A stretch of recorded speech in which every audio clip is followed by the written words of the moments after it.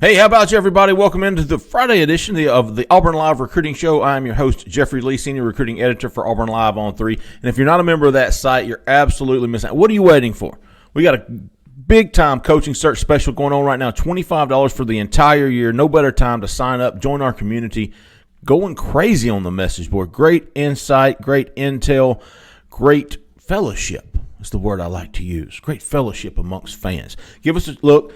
Auburn Live on 3, coaching search special, $25 for a year. We've got coaching hot boards. We've got recruiting intel. We've got where the coaches are going. We got even Jhead has got his top 5 up this morning. Yeah. We'll get to that in a little bit. Auburn Live on 3, coaching search special, $25 for a year. Go sign up. Go check out all the intel that we have. Guys, welcome in to this week's edition of the Auburn Live Show. We've got Keith Niebuhr, Coach Pink, Mr. Jhead, fellas. How y'all doing? I'm good. I'm fantastic, Jeffrey. Just updated my Tinder status to say that I'm busy for the next couple of months here. Ooh, let's swipe right. The women are not happy. Has North Carolina hit you back yet? That's North Carolina. Who's in North Carolina? You didn't see the modcast yesterday? I did. North Carolina's white right on you, Keith. I try to put some effort into something, try to give the people some real intel, and that's what I do. Yeah, that's what you get. Fellas, a lot going on. Obviously, the coaching search, Cadillac Williams has been named interim head coach since our last recruiting show. A lot going on. We'll get to that in a little bit. This is the recruiting show, so we'll lead off with that. Keith, Cadillac Williams, we've been talking to recruits this week. He's reached out. He's been very active on the recruiting trail. Cole's has some stories on that as well. Big weekend coming up for Texas A&M, Auburn's last SEC home game of the season. And you had several names in a War Room Plus on Thursday. Keith, talk to us about it. Yeah, I got to look up the names, of course, but you're talking about a lot of big names. Now, a lot of big name kids are going to be in town, not this weekend. Obviously, Auburn's gone next weekend. And multiple 5 stars from South Florida, multiple 4 stars. The big one, obviously, Ruben Bain, the 4-star edge from Miami Central. This will be his second game at Auburn this year. I mean, Auburn's still recruiting. And, in fact, we've been told they're recruiting harder now than they were even a week ago. But 2 5-stars of note will be in Jeremiah Smith, the number 1 receiver in the country for next year, and Josiah I don't know how to pronounce his name. Yeah, I'll do it. Yes. I don't know. Josiah? It could be Josiah Trader, but he's another 5-star receiver. Same team, Hollywood, Chaminade, Madonna, 2 5-star receivers in the 2024 class. Now, Jeremiah Smith's the number 1 receiver in the country for next year. They're also their 4-star quarterback is going to be there. And here's an interesting one, guys. An FIU commit is going to be there. FIU, okay, Florida International. It's a 3-star quarterback. His name is Keon Jenkins. I think that's how you pronounce it. Guess where he's from, guys? Miami Central. Guess who he's really good friends with? Ruben Bain and Stanquan Clark. Now, I've heard that he may even be there may be like more than just friends. I mean, like these are very close friends. And he's an undersized quarterback that's having a hell of a year. Miami Central is the number 1 team probably in the state of Florida. Well, there's a couple teams that are fighting for that, but Miami Central unbeaten, destroying everybody. And he's having a heck of a year. He's a transfer from Miami Carroll City, which is right down the road. Now, Auburn does not have a quarterback committed in this class. The question is, do you take one just to take one? Now, he's a talented guy. He's just a little undersized, okay? I had somebody tell me this week that he's probably more of a complete quarterback than the guys that Auburn's played so far this year. So, something to keep an eye on. Just a guy we've not talked about at all, a guy we haven't thought about at all. I don't know which direction Auburn's going to go, but that's an interesting visitor next. Probably should have had him on my hot board this morning. Well, I don't know yet. And the thing is, maybe, but you got all these 4- and 5-star guys coming next week, and he's kind of his name sort of gets lost out there because he's only a 3-star guy, but supposedly an ultra talented guy that again lacks a little bit on the height part. But do you remember the last undersized quarterback that came out of that same high school? If I'm not mistaken, his last name was Denson. He signed with Auburn. Courtney Denson. Ended up being a heck of a cornerback, if I remember correctly. Now, I did ask about that. I said, should I put him as an athlete? And they said, no, he's a quarterback. So I don't know if he's – Are we talking 5'8"? Or are we talking 6 foot? He's listed at like 5'10". I've heard 5'11", 6 foot. But, Kyler Murray's how tall? What I mean? Russell Wilson. You're starting to see more of these smaller guys. But if you're going to be smaller, you better be super mobile. And so I don't know. But anyway, it's just somebody to keep an eye on for next week. We don't know in which direction it's going to go. And what was his name? Keon Jenkins. Keon Jenkins. Keon Jenkins. Cole, after the firing of Brian Harsin on Monday, went to see two in-state five-star guys, Quay Russaw, James Smith, obviously two of the top guys on the overall board for not only Auburn, but for Alabama, Florida, Georgia, you name it. These guys are highly coveted by many schools. Cole, I got Quay. Quick response on Monday. He said, man, it doesn't really affect me. Auburn's Auburn. You went to see him shortly thereafter. Was that kind of the vibe you got from him? Oh, yeah, definitely.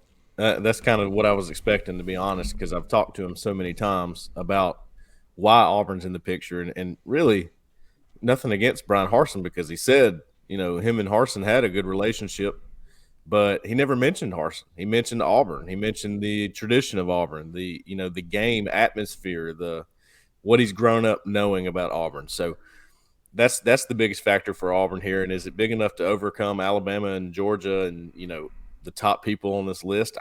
I'm not sure. It's going to be difficult, like we say every time, but it is a factor. There's no doubt it's a factor. And James, he's a little bit different than Quay, but they do want to play together, and they are staying strong on that. They're staying strong on that down the stretch. So you lost Eric Keesaw, you lost Brian Harsin, you lost Brad Bedell, you lost Drew Fabianich, you lost Darren Usher. Bigger loss than people are giving it credit for sure. And to me, with those guys, we're talking Reuben Bain, South Florida guys, Quay Russaw. Rock Bellantoni has been such an instrumental part in their recruitment. I think if he goes, at least before early signing day, man, I dropped some percentages, man. Drew Fabianich was in on a lot of these guys, and a lot of these guys hated to see that. But Rock Bellantoni is as important as the edge position is in this class. You lose him, and, man, you lose a lot of momentum, don't you, Jhead? A lot of momentum.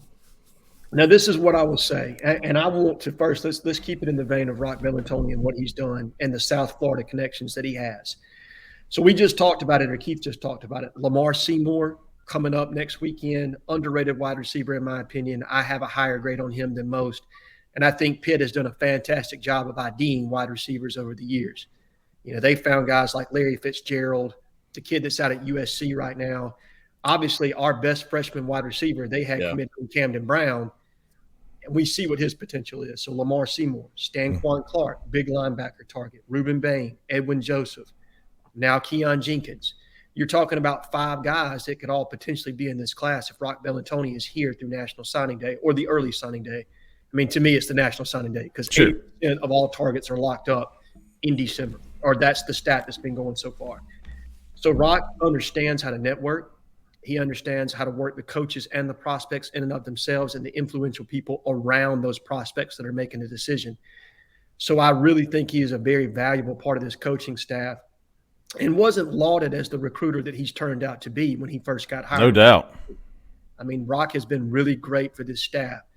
So you hope that as a bridge piece at a minimum that he's maintained and kept on the trail and continues to sell Auburn. But let's talk about it because you guys started with it. Cadillac Williams named interim head coach and how he's able to sell Auburn by comparison to Brian Harsin. Think about how much more genuine of a pitch that is. Coming from Cornell, Auburn changed his life completely. He's able to sell the education from there. He's able to sell the experience. He's able to sell what it's like when Auburn's right. When Brian Harsin would try to sell Auburn, it probably, to a degree, knowing what his status was, all right? And every coach in America was telling these kids what his status was going to be. It probably felt disingenuous to a degree. Whether it was or it wasn't, it probably felt that way, right? With Cornell, it's not that way. And you feel the emphasis that they're putting on recruiting and how they're just selling Auburn.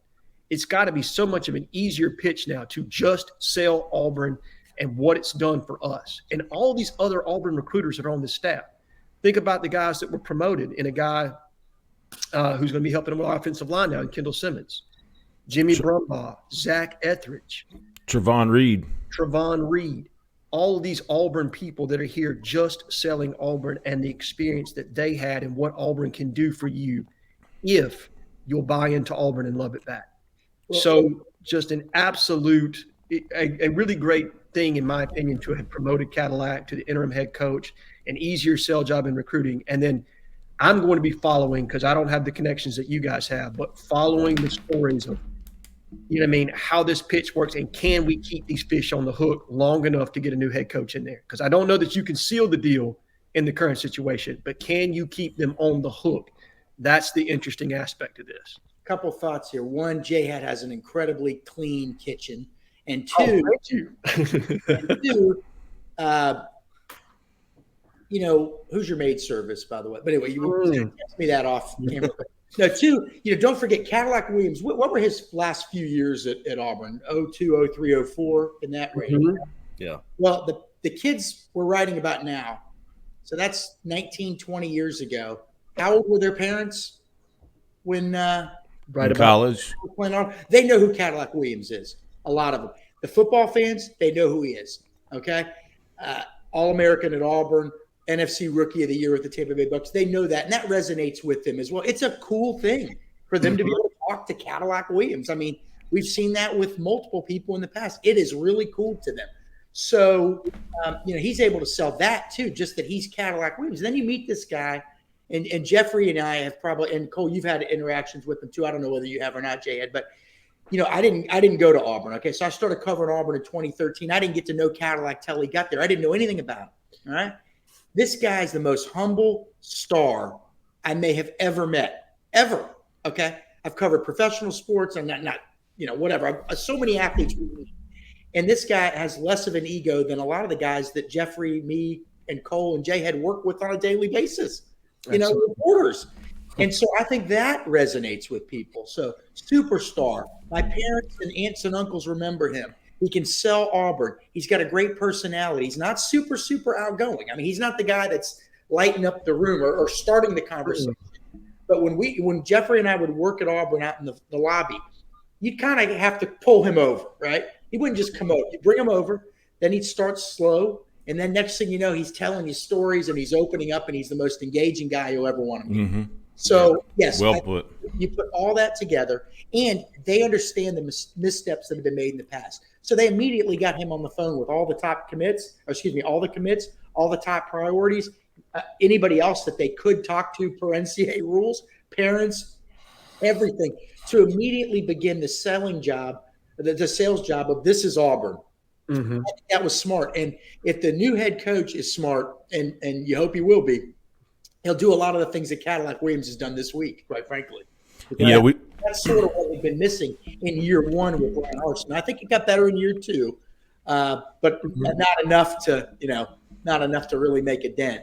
By then kids already sort of have an idea what they want to do. So, but no, I think we've seen a lot of positives this week from Cadillac. And another one was he got on the phone with 2024 four-star edge outside linebacker Sterling Dixon from Mobile Christian, who's going to announce. We talk about Rock Bellantoni and the factor that he is for many of these recruits. Sterling Dixon told me Rock Bellantoni and Christian Robinson was Auburn's recruiting him for that outside linebacker / edge guy, and so both of those guys. So Sterling Dixon, who loves Auburn, man, I don't want to. I need to emphasize that, man. He loves Auburn. He always has loved Auburn, and he is absolute top priority for Auburn in that 2024 class. He said he's going to make his decision in early December. Alabama, obviously the biggest competitor there, but Cadillac got him on the phone with Zach Etheridge, with Rock Bellantoni, with Christian Robinson, and he's going to try to make it up for the A&M game. Definitely somebody. I know he's a 2024 guy, but he's going to be deciding soon, and he is a top and an elite player. I think LSU's another one to watch with him too, Jeff. There you go, LSU, yeah. LSU. Talking about Lack, I actually talked to a contact with regard to his recruiting pitch, and this is how they described him to me. And you guys tell me, because you've obviously had more interaction, but it was socially cautious but genuine. And it resonates when he talks to kids how genuine he really is and how much he cares. That's perfect, I think, to describe him. It's almost like when you talk to him, he's not just a guy that's going to talk. He's going to think about what he's saying, and he's real. He's honest and genuine about it. I mean, you can just tell when you talk to somebody that they've that loves Auburn, and he honestly does. And I mean, I don't think, I think that resonates with recruits right now too, just in the situation, right? Yeah, he's got a life outside of football too, in much the same sense that T. Will did. Mm-hmm. Yeah. Right. He's got a family, right? Yep. Sure. He won that card tournament, that poker tournament or something down in Tampa, right? Over the summer. Yeah. He said he's out and about doing things. In fact, this is the kind of guy he is. So a lot of head coaches now, obviously he wasn't a head coach at the time I'm telling this story, but a lot of head coaches, they're such good guys as assistants, and then they become head coaches, and all of a sudden I think they change. I don't want to name any names, but some of these guys change. It's like, okay, I went from making $600,000 a year to $6 million a year. So I must be really smart. I must be different. I must be special. Look what they're paying me. I don't get the sense that he'd be one of those guys, but back during the summer after this whole thing where he won that poker tournament in Tampa or whatever he won down there, I was talking to him and I said, I moved down to Tampa, Cadillac, and you're still a star down there, man. Can I borrow you? Next time you're down here, can we go out? Can we go hang out? I need the cred, man. I need the credibility of being able to tell people I know Cadillac. And he was just rolling with the punch. He was just laughing about it. But that's who he is. It's a stupid story, obviously, but it shows that he's approachable, that you can make jokes with him, to him, about yourself, about him. Humble, approachable, likable, personable, has a life, okay? He's yes, football is very important to him. And let me I'm not saying that it isn't, but you have to have that balance, and he illustrates that. I think sometimes coaches try too hard to tell the world that all they do is work. Right? All they do is work. And, it's become this whole thing where coaches say, I never even see my families. Well, Jeffrey and I have worked over in that building at Auburn for years and years and years. A lot of those guys see their families more than we do. Okay. Yeah. Families are coming in and out of that building all the time. So it sort of perpetuates this whole idea that they're out working everybody. They work incredibly hard. And during the season, they work even harder than incredibly hard. But Cadillac has that, I feel like, is a guy that has that balance. And that's what I think that's an important thing for kids to see. So at a Big Cat weekend, he's not going to be just talking ball. He's going to be talking life. Yeah. Whether he's there or not, I feel like he would be a guy that would still care about the guys he's recruiting. And, I had a coach tell me recently, I'm going on and on, but I had an SEC coordinator tell me recently, they said, the kids on your team, they don't have to like you or love you, but they have to know you care. Yeah. They have to know you care. And I don't think anybody would ever say Cadillac Williams is a guy that doesn't care. Okay? No, definitely he cares, right? He cares about people. He cares about Auburn. He cares about his coworkers. That's who he is. Well put. Yeah, and Jeffrey, on that note, on him calling Sterling Dixon and sort of, letting him know what's going on, and from the note I put on the board last night, I'm understanding he's calling all kinds of guys right now, guys that it seemed like Auburn may have been out of the picture with, and the sources I've talked to said, look, I mean, the way that he's feeling things out, and he understands people so well, he knows who's maybe still available that we didn't think was. And he's got sort of a different take on things, and maybe that can get Auburn back in the game with some of these guys. We'll see. I think that's going to be interesting moving forward. And it's also, I mean, this is his thing right up until this early signing period. I mean, right? Well, right up until a new coach is announced, it's his thing for sure. Yeah. Can I point out one other thing? Who else? This is based on what Cole just said. Who else likes Cadillac Williams? High school coaches like Cadillac. Oh yeah, they do. They respect the hell out of him for what he did on the field as a player and as a teammate, and now they know him as a person, and they respect that too. Well, those guys are often, especially in Georgia and in Alabama, those coaches are often gatekeepers to the recruits, right? Yeah, they don't like you, hint, hint. If they don't like you or think you give a crap about them, they're probably not gonna go out of their way for you, right? I agree with that. Well, I don't think anybody truly believes Cadillac is up to replace Harsin. No. I think the best he can hope for, best all fans can hope for, is that he's retained. And you look at some of these guys on the staff, man, I could make a case for several of them. I would like to see what they could do at Auburn under a new leadership. Yeah. It's like, man, Rock Bellantoni. And Keith knows this and preaches this more than anybody. The new guy is going to want his guys in there, no doubt about it. No doubt about it. And you know what? They might even be better. I don't know. But, man, it'll be a big loss for a lot of these recruits. Rock Bellantoni's not there. Cadillac Williams is not there. I mean, Cadillac's still got to get Jeremiah Cobb back on board. Not that he's not off board, but he's certainly looking around. We haven't even talked. Janoris Wilson decommitted. Auburn's still going to be on him. I think that is Cadillac not his area recruiter, Keith? I think he technically. You know what? Lakeland's a little different than Tampa. It's in that next county over, so it could be the Central Florida guy. He knows Cadillac, but I'm not quite sure. Cadillac is Clay Whedon's lead recruiter. Yeah, it's just the next county over. So okay. Yeah, a lot of it's counties, and they do it, from what I could tell, a little bit differently than the way it has been done. I don't know if they're going to change that up at all. I don't think they will, but But I know Joe Bernardi, who is now filling in for Brad Bedell at the tight end spot, he's been active. He's been more active than Will Friend, as far as my research tells me. That might have been how Brian Harsin had things laid out, that these coaches were there to coach, and these analysts and assistants and GAs were there to recruit and make contacts and communications. And Cadillac's kind of stepped in and said, no. Yeah, I like a lot of these assistants too, Jeffrey, and think they're good. The question is the new coach, when they get there. And look, this was not a pleasant 10 months for Auburn football. And a new coach may want to wash this. I always use the term wash the stink off. And that doesn't mean individually some of these guys aren't excellent. Obviously they are. They wouldn't be there. But you just don't know. And the minute you start trying to dictate to a new head coach, hey, we think you should keep this guy. That coach may say, well, I don't want any part of this. This is what everybody always says is the downside of working at Auburn anyway, the meddling. But what you can do is you can say, listen, can you give these guys a fair look? We got a couple guys, 2, 3, 4 guys. They've just, they love it here. They're good people. They'll do anything for you. They'll do anything for Auburn. Can you give them a look? And I'm sure a new coach will do that. But ultimately, we've just seen it. They all want their own people. They want people that are loyal to them, right? I mean, you don't want anybody that's going to tote the torch of the previous regime. That's right.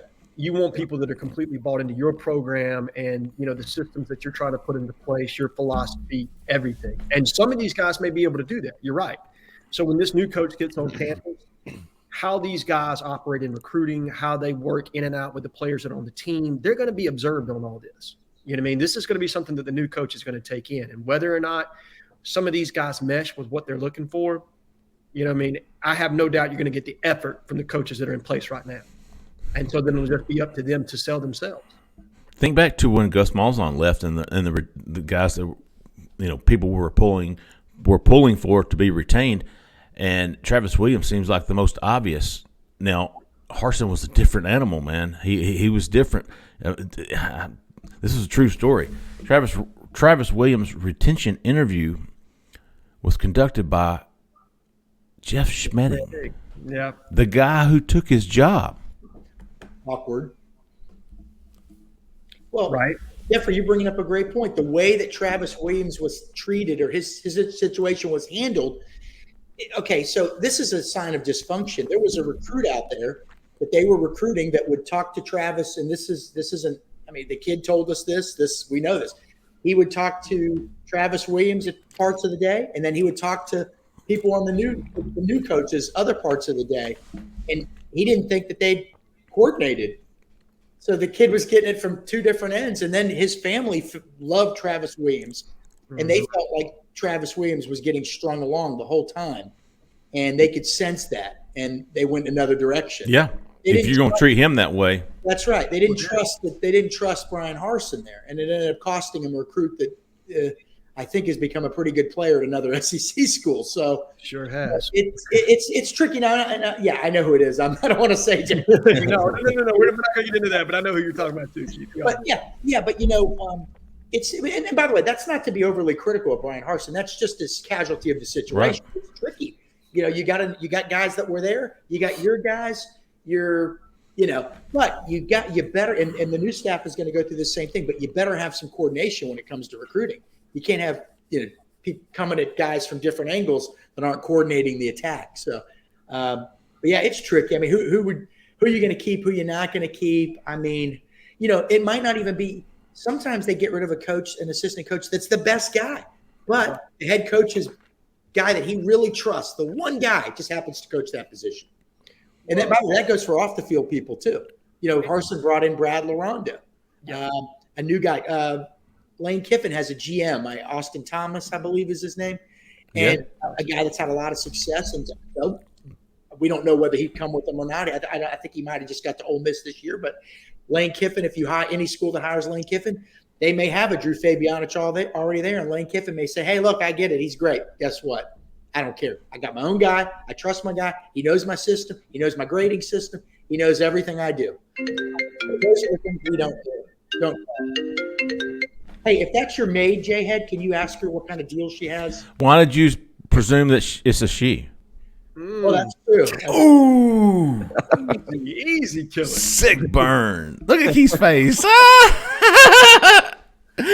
Hey, well, we don't know who it's going to be, but we have some names. Justin Hoganson, Auburn Live on 3, come out with his coaching hot board 4.0 this morning.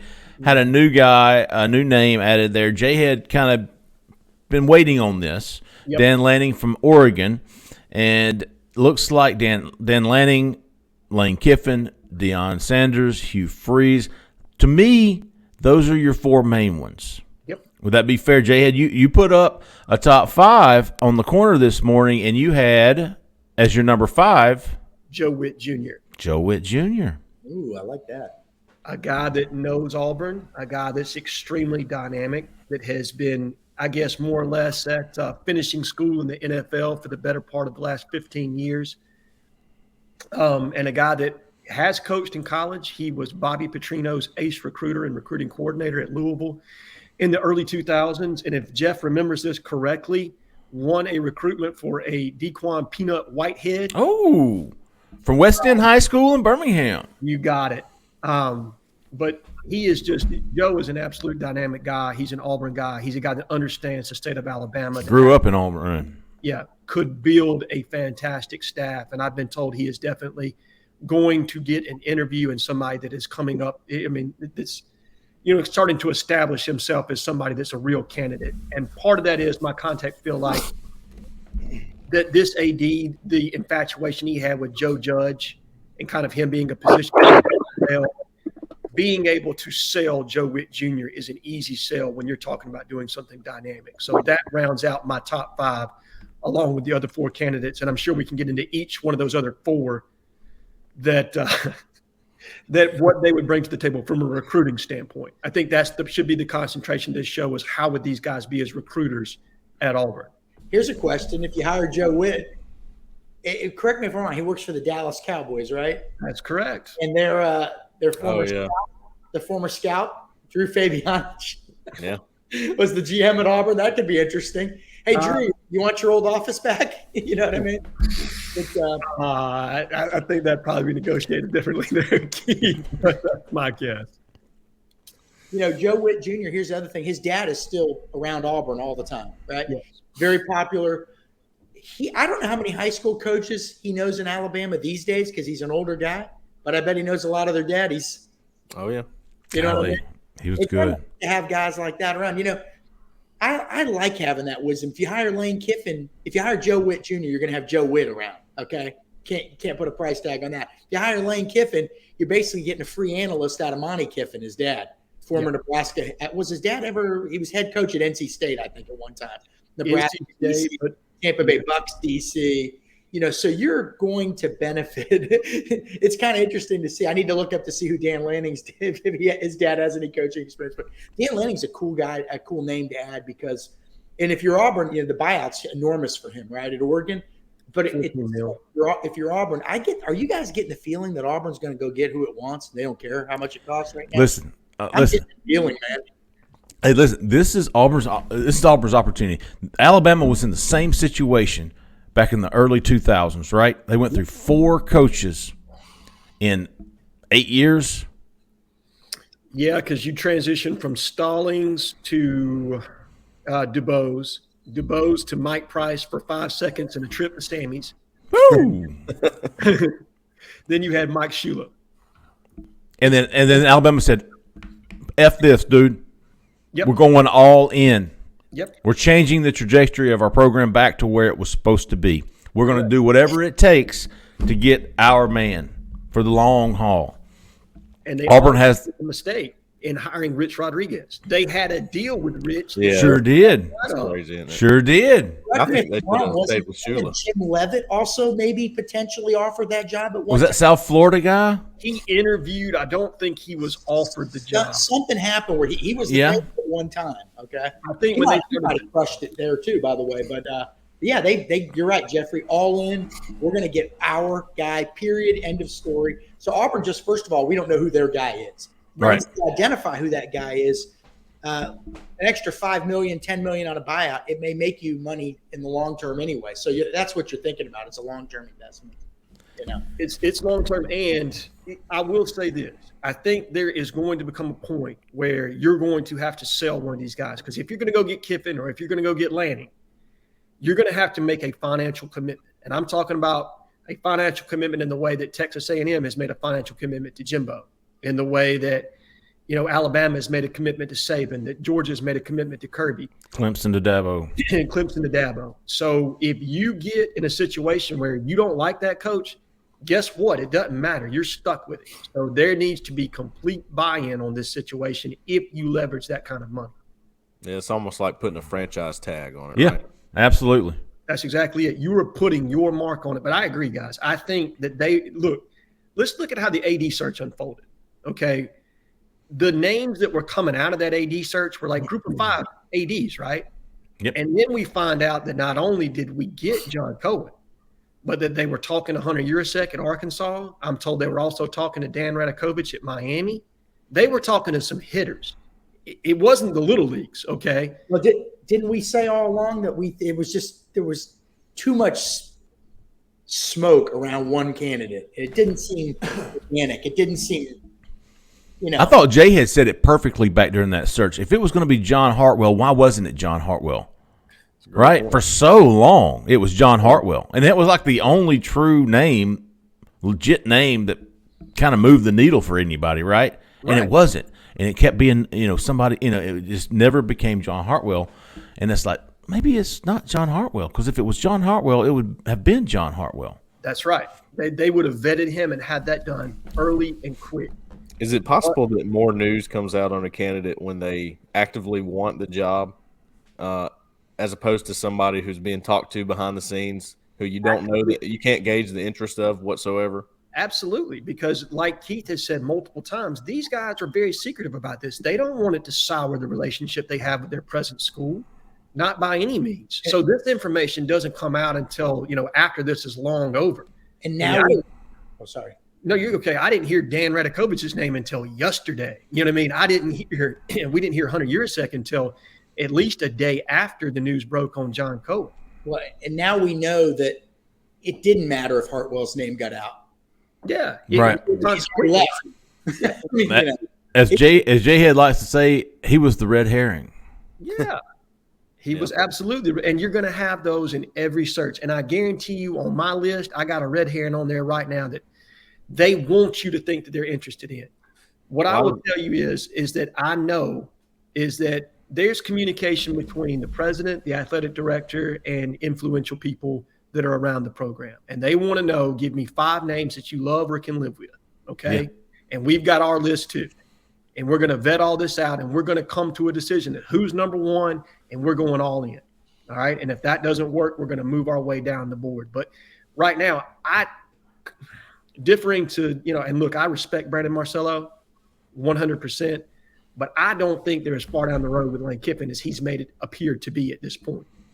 I think they are still deciding who the number 1 target is on their board. Now, all these people are on the board, but I don't think they've decided yet who they're going to go all in on just yet. I think they're still vetting some things and figuring some things out, and having conversations behind the scenes of who do we want to make this sizable financial commitment to. I actually think that, and this is just my opinion, that the February, investigation, all of that sort of held back maybe a couple candidates who were interested at the time, and then it's like the rug was pulled out from under them because they thought there was going to be a vacancy at that time. Now months later, they're like, okay, well, I've moved on. It might hurt them with a couple candidates. It's just my opinion. I think that could be something that happened if there were guys that were interested, and now they're like, well, I'll give it some thought, but I kind of moved on from that. I'm on other things here. I think Justin mentioned this, but back in February, if that had succeeded, it's my opinion that Jeff Grimes will be your coach right now. Jeff Grimes and/or Charles Kelly. Yeah. Okay. I heard it was going to be Charles Kelly, but who knows? I think it could have been. Oh, really? Yeah. Oh. Yeah, I heard it could have been either one of the two, but those were the two names that were definitely. And look, think about head coaches at that point. You're already beyond signing classes. It's really hard for them to have told kids 5 minutes ago, like, hey, I'm going to be here, and now you've signed this class, and I'm going to walk away. So anybody that's an active head coach, that would have been a really hard pull. But assistants, and those are two assistants that know the landscape at Auburn for sure. I could see where that would have been the situation. Now, we don't know anything for definite because we never got into that situation, but I'm with Keith. I think it could have been either one of those two for sure. Which probably would have been a little bit better received at the time. Now, not so much. No. And look, the landscape has changed some, and I don't care what Reese Davis says, and I don't care what, ESPN's, ace reporter's saying right now, okay? This situation, everything has been purged, okay? When you've got a brand new athletic director, you got a president that's trying to run things the right way, you have alignment and commitment for the first time in a long time, all right? Now, look, we need some proof of concept here, all right? And whoever this next head coach needs to be basically endorsed and, and supported in a way that we haven't seen in a really long time as far as that's concerned, because you think of the back half of Gus's tenure and then Harson's tenure, I don't know that he was ever able to get everyone on board as far as that's concerned. And whether that was his fault or a combination of, it being Alan Green's choice or whatever happened there, it never meshed. Okay. It just never really meshed the way it should have for Auburn to be successful. And it's unfortunate that happened, but it is what it is. And we've moved on now. And there's a clean slate. And you can tell by the candidates that are interested in this job or that Auburn's interested in, that they feel like they're in it with some power players, okay? This isn't a poor man's list, okay? This is even better. Like, you remember the names that came out when we fired Gus? It was Billy Napier. It was the defensive coordinator at Clemson, Brent Venables. Oh, yeah. Brian Harsin. Cristobal. None of those guys were Power 5 sitting head coaches, right? Outside of Mario Cristobal. There was not one Power 5 head coach that was interested. On this list, you got two for sure. You got a guy in Hugh Freeze who's been a Power 5 head coach. You got Lanning. But again, I think the dynamic changed a year ago. I've mentioned this before.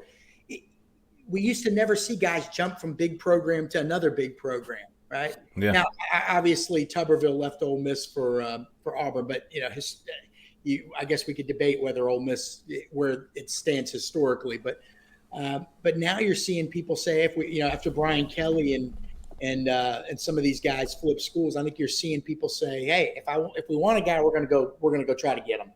We're gonna go try to get him because I think coaches are realizing too, you don't have a long shelf life anywhere you're at. Brian Kelly was winning a lot of games at Notre Dame, but you're never really far removed from one bad season that can get you canned. You say the same for Lincoln Riley. Yeah, you go somewhere else and you kind of got a fresh couple of years. And by the way, Jhead, we've seen basketball coaches do this for years. They get out before things go south, and those guys are always jumping around, okay?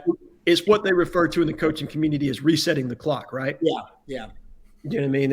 And look, and I think Tuberville said this and has been quoted as this, as saying that, every year at a Power 5 program, you lose a little bit of buy-in. You know what I mean? You usually get 100% commitment in year one, and then it goes down about 10% every year that you're there. And I believe that to be true, unless you're Nick Saban and you're winning national championships like every other season, okay?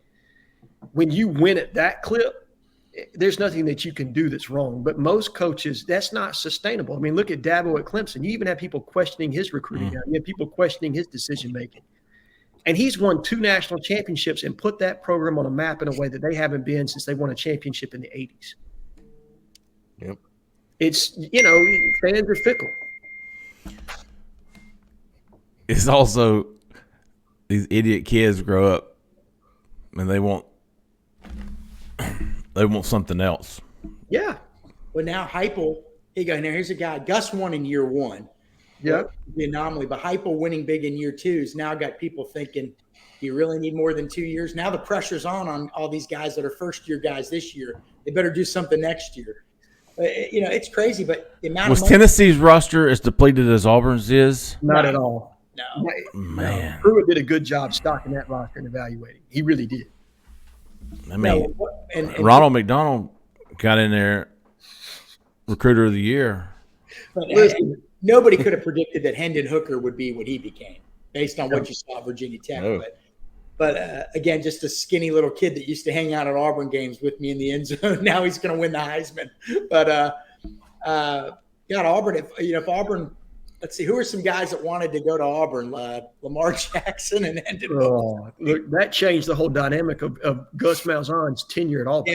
Yeah, it did. But here's the thing, it's hard. It's easy to second guess once things happen. But with Heupel, that puts a lot more pressure on guys. But you have TV money now. You got money coming from all these directions. These buyouts, and everybody looks at the number of $15 million for Brian Harsin. Man, it's nothing anymher. It's literally nothing to a school like Auburn, and that's not me being cavalier with somebody else's money. That's me looking at the TV contracts and all the other income that's coming in the school, just saying it's not working out. No problem. He's out of here. No, because if the word's right, and when the SEC's new deal comes down, you're talking $80 million a season and potentially as high as $100 million a season in TV revenue alone. That's not counting what the boom. If you get the coaching hire right at Auburn and what game day is going to bring in from ticket sales to memorabilia to everything else that happens, endowments start to grow. It's just, look, football is the front door to any university, and it is an absolute cash cow. And I'm with Keith, I'm with Jeffrey, I'm with Cole. Money is meaningless. It's paper, okay, at this point. They have more than enough money. Now, you don't want to be stupid with it. You don't want to be, you don't want to waste it, which is why there's so much probably consternation with regard to who the next head coach is going to be. You want to get it right. You know what I mean? Or as Justin put it, you don't want it to be a failure. You want it to be somebody that can get several years down the road and get Auburn back to a successful level of football. And by the way, guys, looks like our Oregon site at On3 has caught wind of the Dan Lanning Auburn connection there, so they're having fun with that today. Might be. I think someone cross-posted it onto our board. Might be fun to go check out. Well, they think he's gone. Sounds like they are in a little bit of a, tizzy. about it. Yeah. He's our coach. You're not going to get him. Oh, Here's a quote. Yeah, there's a lot about this that isn't really ideal. not safe for the airways. Not a great feeling over there. We've already been through this before, obviously, but when Willie Taggart left, it probably ended up being a good thing for them. So, who knows? I mean, Yeah, right. yeah, it's interesting. I mean, gosh, could you imagine? They had Chip Kelly. Then they had, who was next? Willie Taggart? Was he after? No, they had the guy in between. Helfrich. Mark Helfrich. Helfrich. Shit, I don't even remember him. Yeah. Helfrich. Then Taggart's 3. Cristobal's 4. Landon's 5. This would be 6 coaches. This would be 6 coaches in about. And don't forget, Cristobal. Him and Jim Levitt were assistants on the staff at the time, and one of them was going to get the job and the other one wasn't, and they didn't like each other apparently. And the one guy that got it was told he had to keep the other guy, and then that didn't work out. But yeah, it's an interesting situation there. Look, Oregon's they got all the facilities in the world. They got a ton of money. They got NIL opportunities. It's a great college town. Jeffrey, you'll appreciate this. It's where they filmed Animal House, so people know how to bro down there. And it's a great town, okay? But you know how hard it is to get kids to visit Oregon? First of all, it's a good-sized city, 500,000 people. They've got a decent sized airport, but man, suppose you love this kid in Atlanta and you want him to go to Oregon. I mean, Bo Nix was a unique situation, but they don't have this great. It takes work for them to visit there, just to get kids to visit. It takes work. Dan Lanning's probably saying, "Gee, at Auburn, man. I mean, 90 minutes from Atlanta, 2 hours from Birmingham, 45 minutes from Montgomery, 3 hours to Mobile, Mississippi right there, Tennessee right there, which is an emerging recruiting state, South Florida, you know." Is it Eugene? Yeah. Eugene, Oregon. Is that what it is? Yeah. Great town, but I mean, it's hard. I mean, they've got to get kids from Texas, from California. There's good kids in Seattle, but, they got to recruit against the University of Washington for them. And, Arizona's got good players, but Las Vegas got a handful. The second best state for talent on the West Coast. And if they get their situation right at Arizona State, then that limits you even further down there if you're Oregon. So it's a monumental challenge. It's amazing what they've done, quite frankly. You think about, Keith, and you bring up a good point. The Auburn's got 3 huge factors working for it in attracting a coach, a top-tier coach. You've got the recruiting area. Mm-hmm. You've got the NIL. You've got the football-only facility. Everything's lining up just to have welcome. I mean, there's got to be a lot of high interest in this job. And don't think that NIL number hasn't trickled out for a reason. Facility, we haven't talked as much about that facility, but when I talked to the coaches in the state of Alabama, I mean, all of them brought it up. Like, man, I mean, even a coach would look at that and go, I would like to join that. I mean, look at it. Yeah. I'm told top 5 facility in the country and maybe number 1 by impartial people. Okay, yep. Maybe number 1. They're in a good spot. They're in a great spot right now. And here's another. We can't ever underestimate this. Whoever they hire now, Auburn's damaged. You're riding in on a white horse, man. Yeah. You are. This is not replacing Nick Saban or Steve Spurrier or whatever. I'm trying to think of some other winning. Lou Holtz. Yeah. This is replacing Brian Harsin. They're going to love you. They're going to, and I tell you what, if I'm the new guy, I always say you should take the high road. Oh, we're going to work with what we have. I think a new guy should come in and say, they didn't leave us with much. Be patient. Yeah. And I think fans might actually like that this time. They actually want to hear that Brian Harsin was worse. The piling on this poor guy. He brought it on a lot himself, but you're going to be coming in. You're going to be that savior. And they know that. And they also know, as great as Nick Saban's been, and I mean, the guy's the best ever, right? Okay. You can't coach forever, all right? And in the SEC East, guess what's going on, guys? Georgia was just getting everybody they wanted from Miami up to Charlotte. Well, now Tennessee's starting to get some of those guys. And Billy Napier's starting to get a few of those guys. And if FSU can get it right, they're going to get some of those guys. And that's all going to pick at Georgia. So that for them to be dominant in the long haul could be difficult. The timing might be perfect to go to Auburn. Maybe that's absolutely. Maybe that's wishful thinking. I don't know. But NIL money, new facility, you've got nowhere to go but up. You've got boosters that want to help you out. You've got so many things working in your favor. You know what I mean? At least that's what it appears to me. Yeah. And think about the success that Gus had at Auburn by comparison to what Coach Harson's been able to have at Auburn. Look, we can say anything we want about Gus. He obviously did not win the amount of games that he needed, nor did he recruit enough offensive tackles to stay at Auburn. Okay. Any. But he went to a national championship. He played for 2 SEC championships. In his last season at Auburn, in an all-SEC schedule, all-SEC, he went 6-4. All right. The season before that, he went 9-3. He had success at Auburn and more success than the previous coach. So now this most recent coach. Now the person coming in, Keith's right. This person didn't really have success at all. I mean, the height of their success was going to the Birmingham Bowl. Right? Being close. Yeah. On a lot of games last year. Being close. But, as we've always said on this show, close only counts in horseshoes, hand grenades, and slow dancing, brother. You know what I mean? So First dates.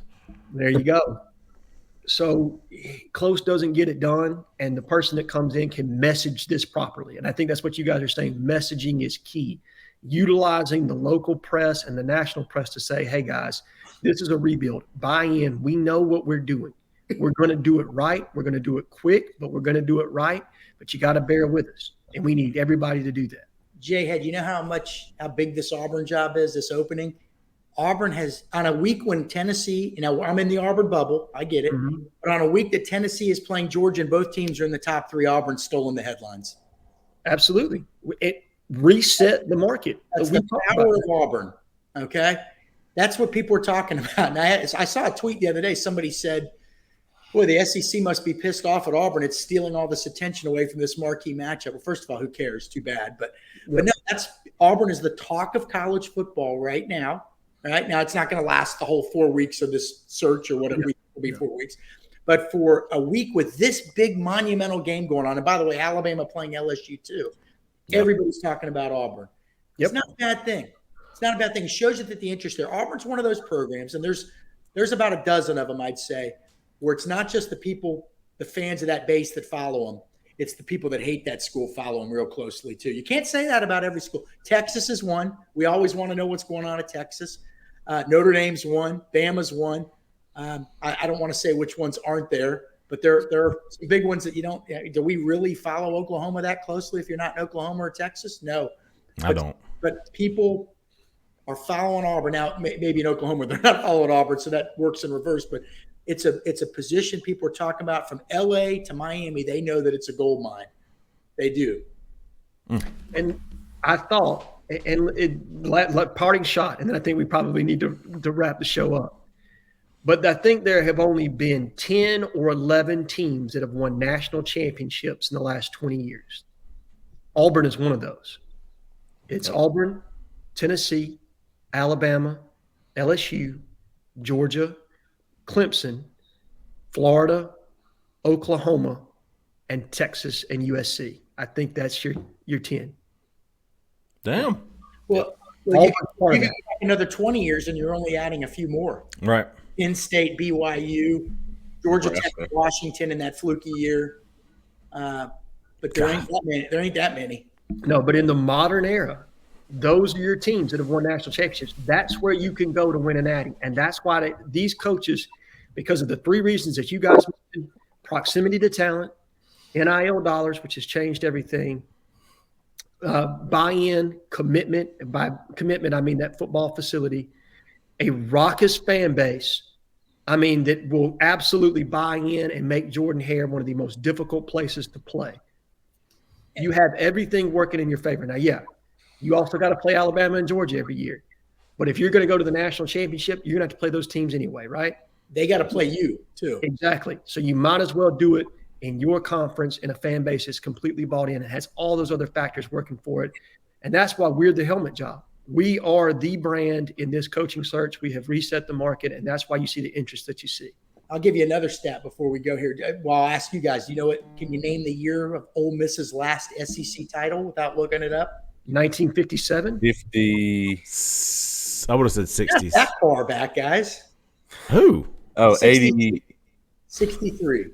I said 60s. Now, do you know what? Well, I don't need to go there, but let's put it this way: the SEC was a little bit different in the early 1960s than it is today. Who was the quarterback? Was that was that Archie? Watt was the head coach. They had a hell of a program. Was that Archie though? Oh, in '63, no, he was. He played at the same time that Sullivan played at Auburn. Dude, he didn't even win an SEC title. Oh God. What's the big deal about him? Well, they were good. No, I think it was. He's the patriarch of a good quarterback. Program up. He was, they just didn't have big numbers. They won a lot of games, but it wasn't. They didn't win an SEC title. In the late '60s, Tennessee actually emerged as sort of a dominant team in the SEC for a few years. Tennessee and Auburn were probably the 2 best teams. Alabama was hanging around there. So, all right. But so you're talking about 59 years since Ole Miss won a SEC title. People say, well, now is the dynamic a little different? Could you do more in this portal era? Of course. And Ole Miss has been great the last 2 years. Very, very good program. Very good. Absolutely. Hey, let's see. Let's end it with some how about yous. Anybody's got any? Yeah, I got one, not for somebody on this board, but I'm going to give a how about you to Mike Leach. All right. I don't know if you guys saw this quote that got out in the media, but they were asking Leach what they thought about, what would be his sales pitch to a new athletic director to replace John Cohen? Now prepare yourself because this is Leach. It's a great place. It's not perfect. I definitely purge a few people, but that's better than most places. Damn. Could you imagine if Brian Harsin said that about the Auburn AD position? Oh, man. So shout out to Mike Leach All for right. being completely honest, dude. Mike The Leach, Pirate. that is one press conference I will tune into. I got to know what he's going to say next. Oh, absolutely. Love it. I got one, Jeffrey. All right. Smart football guy.